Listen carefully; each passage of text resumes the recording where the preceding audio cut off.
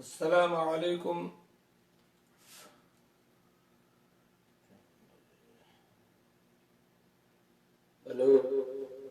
السلام علیکم ورحمۃ اللہ وبرکاتہ۔ الحمد للہ رب العالمین والصلاة والسلام علی رسولہ الامین، اما بعد۔ محترم مشاہدین کرام، آج کی اس نشست میں آپ کے پوچھے گئے کچھ سوالات کے جوابات قرآن و سنت کی روشنی میں دینے کی کوشش کروں گا۔ اللہ تبارک و تعالی ہمیں حق بات کہنے کی اور حق کو قبول کرنے کی اور حق بات پر عمل کی توفیق عطا فرمائے۔ سب سے پہلا سوال ہم لیتے ہیں، ہمارے ساتھی کیا پوچھتے ہیں، دیکھتے ہیں۔ السلام علیکم ورحمۃ اللہ وبرکاتہ۔ شیخ صاحب کیسے ہیں آپ؟ بہت دن ہو گئے آپ سے رابطہ کیے ہوئے۔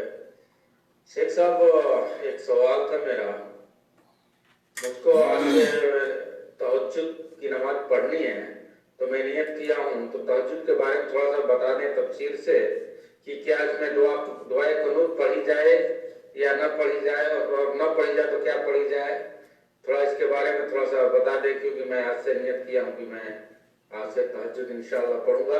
اور اس کا وقت کب سے کب تک ہے، آخری تک اس کا وقت جو ہے آخری میں فجر سے اذان سے کتنا دیر تک پہلے کا ہے، تو تھوڑا سا اس کے بارے میں تھوڑا سا بتا دیں تو مہربانی، اور ابھی بتا دیں تو بہت مہربانی ہوگی، کیونکہ میں آج ہی سے رات سے شروع کروں گا انشاءاللہ۔ السلام علیکم۔ ہمارے بھائی سوال کر رہے ہیں تہجد کے بارے میں، وہ پڑھنا چاہتے ہیں کہ اس کی تفصیل کیا ہے۔ میرے بھائی اور دوستو، تہجد کی نماز فرض نماز کے بعد سب سے افضل نماز ہے۔ اللہ کے رسول صلی اللہ علیہ وسلم کا ارشاد ہے، افضل الصلاة بعد الفریضہ قیام اللیل۔ فرض نماز کے بعد سب سے افضل نماز رات کی نماز ہے، جسے ہم صلاۃ تہجد کہتے ہیں۔ اور اس کی ایک فضیلت یہ بھی دیکھیں کہ عام نمازوں کے لیے ایک ساتھی نے ہمارے لکھا، مجھے بہت یہ بات اچھی لگی، مؤذن پکارتا ہے آپ کو، لیکن قیام اللیل کے لیے اللہ رب العالمین آپ کو آواز دیتا ہے، اللہ تعالیٰ آپ کو پکارتا ہے۔ یہ بہت بڑی فضیلت ہے۔ اللہ کے رسول صلی اللہ علیہ وسلم کا ارشاد ہے، صحیح حدیث ہے، آپ نے فرمایا، ینزل ربنا تبارک و تعالی کل لیلہ، ہر رات اللہ تبارک و تعالی نزول فرماتا ہے، حین یبقا ثلث اللیل، جب رات کا آخری تیسرا حصہ بچتا ہے، الی السماء الدنیا، آسمان دنیا پہ اترتا ہے، فیقول، اور آواز دیتا ہے، من یدعونی فاستجیب لہ، مجھ سے کون دعا کر رہا ہے کہ میں اس کی دعا قبول کر لوں، من یستغفرنی فاغفر لہ، مجھ سے کون اپنے گناہوں کی معافی چاہتا ہے کہ میں اسے معاف کر دوں، من یسألنی فاعطیہ، مجھ سے کون مانگ رہا ہے کہ میں اسے عطا کر دوں۔ تو یہ صلاۃ تہجد اور قیام اللیل کی بہت بڑی فضیلت ہے کہ اللہ رب العالمین آسمان دنیا پہ نزول کر کے آپ کو آواز دیتا ہے، تو ہم بھی اٹھیں اور اللہ رب العالمین کے سامنے اپنی ضروریات رکھیں۔ اس کو صلاۃ تہجد اس لیے کہتے ہیں، تہجد کے معنی ہوتا ہے سو کر کے اٹھنا، تھوڑا آدمی سو جائے اس کے بعد اٹھے۔ اللہ تعالیٰ فرماتا ہے، وَمِنَ اللَّيْلِ فَتَهَجَّدْ بِهِ نَافِلَةً لَكَ، رات میں اٹھ کر کے نماز پڑھو، یہ تمہارے لیے نفل ہے۔ صلاۃ تہجد اس کو قیام اللیل کہتے ہیں۔ اس کا وقت عشاء کے بعد سے شروع ہوتا ہے اور فجر کی اذان یعنی طلوع فجر تک رہتا ہے، لیکن اس کا افضل وقت جو ہے وہ رات کے آپ 3 حصے کر دیں تو تیسرا سے آخری حصہ اس کا افضل وقت ہے۔ اللہ کے رسول صلی اللہ علیہ وسلم کا طریقہ تھا، आमतौर पर आप वितर के साथ तहज्जुद की नमाज 11 या 13 रकात पढ़ा करते थे और रात की नमाज 2-2 करके पढ़ी जाएगी, जैसा कि अल्लाह के रसूल सल्लल्लाहु अलैहि वसल्लम ने फरमाया सलातुल लैली मसना मसना। रही कुनूत की बात तो दुआ कुनूत वितर की आखिरी रकात में पढ़ी जाएगी। अफजल यह है कि रुकू से पहले पढ़ी जाए, लेकिन अगर रुकू के बाद भी पढ़े तो कोई हर्ज नहीं।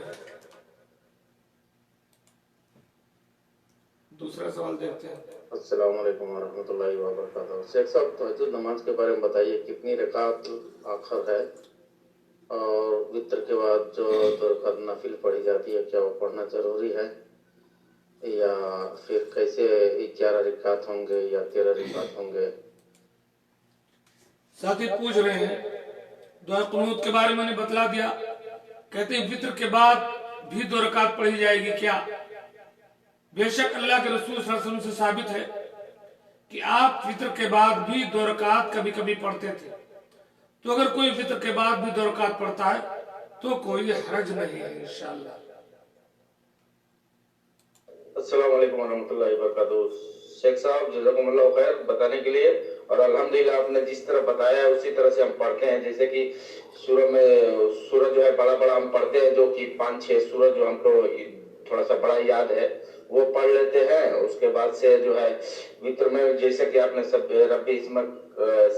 इसम रब्बिकल आला और कुल हुवल काफिरून और कुल हुवल्लाहु पढ़ते हैं। और अल्हम्दुलिल्लाह जिस दिन से हमने आपसे सवाल किया है उसी दिन से 10 अक्टूबर से हम डेली तहज्जुद की नमाज पढ़ते हैं। 3:30 बजे रात को उठते हैं और 1 घंटा तकरीबन टाइम रहता है मगरिब के अजान में, तो हम इतना देर तक पढ़ते हैं, ये पढ़ के और फिर दुआ करते हैं, तब तक अभी अजान नहीं होती है करीब। अल्लाह ताला आपको जज़ाए खैर दे और हम तमाम को क़ियामुल लैल की पाबंदी की तौफीक दे, और इसको जिक्र न करें किसी से, अपने लिए खास रखें तो बेहतर है।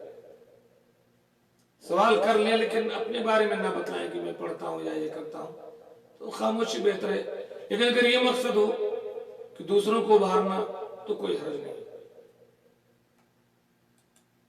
शेख, ज़कात का पैसा क्या फूफी की लड़कियों को दिया जा सकता है? फूफियों की लड़की या खाला की लड़की को दिया जा सकता है ज़कात का पैसा? पूछ रहे हैं कि ज़कात का पैसा क्या फूफी या खाला की लड़की को दिया जा सकता है।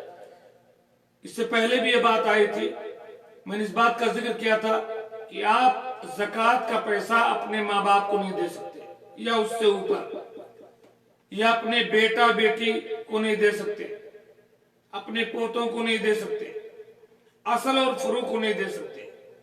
उनके अलावा जो अकरबा और रिश्तेदार हैं उनको ज़कात का पैसा देना ज्यादा अफजल है। सदक़तुन व सिलतुन, अल्लाह के रसूल ने फरमाया कि सदक़े का भी सवाब है और सिला रहमी का भी सवाब है। तो बेशक आप अपनी खाला को, फूफी को, चचा को, भाई को, बहन को, बहन की बेटी को, भाई की बेटी को, खाला की बेटी को, फूफी की बेटी को, किसी को भी ज़कात का पैसा दे सकते हैं। कोई हर्ज की बात नहीं है, बल्कि बेहतर है देना चाहिए करीबी रिश्तेदारों को। शेख, ज़कात का पैसा वालेकुम रहमतुल्लाहि व बरकातुहू। सारे अहबाब को मेरा सलाम हो। शेख से मेरा ये सवाल है,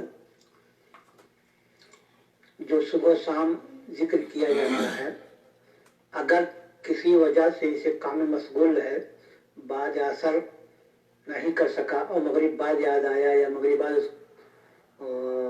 उस आदमी को छुट्टी मिली काम से, तो क्या मगरिब बाद भी वो जिक्र कर सकता है? अल्लाह ताला आपको जज़ाए खैर दे। बेशक सुबह और शाम के जो अज़कार हैं उनका वक्त यह है कि सुबह का जिक्र फजर की नमाज के बाद से लेकर के सूरज निकलने से पहले पहले इसका वक्त है, और शाम के अज़कार का वक्त असर के बाद से सूरज डूबने से पहले पहले का वक्त है। लेकिन अगर कोई शख्स مشغول ہو جائے یا بھول جائے، بزی ہو جائے اور صبح کے اذکار سورج نکلنے سے پہلے پہلے نہ کر سکے تو اس کو بعد میں بھی کرنا چاہیے، چھوڑنا نہیں چاہیے ہر حال میں۔ ایسے ہی شام کے اذکار اگر کوئی عصر بعد مغرب سے پہلے نہیں کر سکا تو اس کو مغرب کے بعد، عشاء کے بعد سونے سے پہلے پہلے وہ اذکار کر لینے چاہیے، اسے چھوڑنا نہیں چاہیے۔ السلام علیکم ورحمۃ اللہ وبرکاتہ۔ کیا حال ہے شیخ؟ خیریت سے ہیں؟ میرا ایک سوال ہے کہ اگر 40 دن سے زیادہ بھی لوگ جو ناک کے نیچے والا بال اور بغل کا 40 دن سے زیادہ جو گزر جاتا ہے، اگر وہ بال نہیں کاٹتے ہیں تو کیا وہ گناہگار ہوں گے؟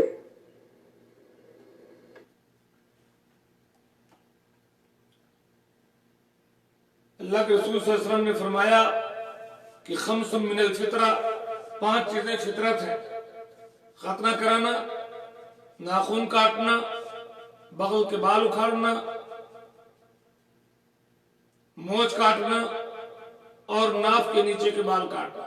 یہ سنت ہے، یہ کرنا چاہیے۔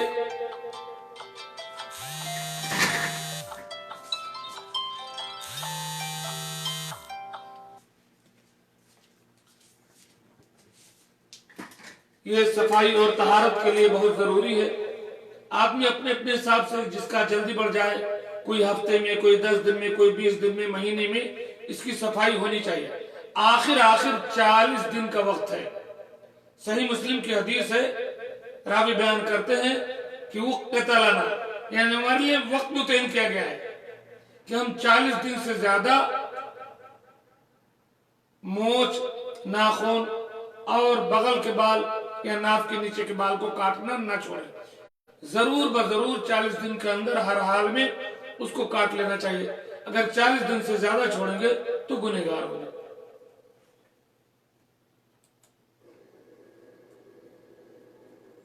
شیخ میرا دوسرا سوال یہ ہے، پائجامہ یا پینٹ یا لنگی جو لوگ تھکنے سے نیچے لٹکائے رہتے ہیں، ان کے بارے میں حدیث کی روشنی میں آپ بتائیے۔ اللہ تعالیٰ آپ کو جزائے خیر دے دنیا و آخرہ۔ بہت افسوس کی بات ہے کہ جن کو نیچے لٹکانا تھا انہوں نے اوپر چڑھا لیا، اور جن کو اوپر چڑھانا تھا انہوں نے نیچے لٹکا لیا۔ عورتوں کو چاہیے تھا کہ نیچے لٹکائے، اپنے قدم بھی ڈھکے رکھے، لیکن عورتوں نے اوپر چڑھا کر کے اپنا جسم دکھانا شروع کر دیا۔ اور مردوں کو اوپر چڑھانا تھا لیکن مردوں نے اس کی مخالفت میں نیچے لٹکا دیا۔ یعنی پوری کی پوری اللہ اور اس کے رسول کے حکم کی مخالفت پر یہ امت مسلمہ جی رہی ہے۔ بہت افسوس کی بات ہے، سخت گناہ ہے ٹخنے سے نیچے کپڑا پہننا۔ اللہ کے رسول صلی اللہ علیہ وسلم نے فرمایا ما اسفل من الکعبین ففی النار، ٹخنے سے نیچے جو ہوگا وہ جہنم میں ہوگا۔ اگر چاہے وہ توپ ہو، چاہے لنگی ہو، چاہے پیجامہ ہو، چاہے پینٹ، اینی ون کچھ بھی ہو، حرام ہے، یہ گناہ کبیرہ ہے۔ میرے خیال سے سوالات ختم ہوئے، سوال شاید اور ہے، دیکھتا ہوں۔